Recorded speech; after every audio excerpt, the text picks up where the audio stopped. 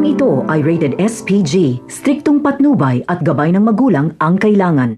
Sinamantala nga ni Miguelito ang pagkakataong magantihan si Santino.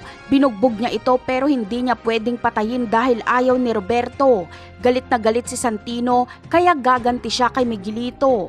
Lalasunin niya ito. Ilalagay niya sa alak ni Miguelito ang lason. Nakumpirma kasi ni Santino na si Miguelito ang pumatay kay David dahil sinabi ito sa kanya ni Miguelito. Sa ibang eksena naman ay nasukol nga nila Tanggol si Kidlat. Pinaamin nila ito kung saan nila dinala si Ramon. Wala namang nagawa si Kidlat kundi ituro ang kanilang hideout dahil papatayin siya ni Tanggol. Bagamat binaril siya ni Tanggol ay hindi siya pinatamaan dahil hindi pumapatay si Tanggol sa walang kalaban-laban. Utang ni Kidlat ang buhay niya kay Tanggol.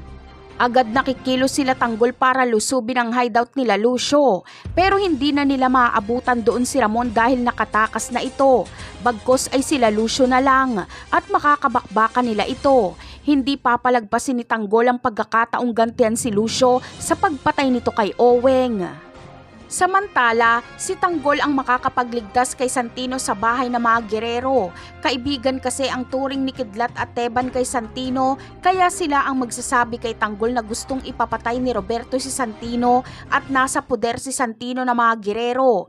Kaya naman, bagamat kumonti ang bilang nila Tanggol, ay madadagdagan sila. Magiging kakampi nila si Santino, Teban at Kidlat. Napakarami pa nating dapat abangan sa mga susunod na episode. Paalam!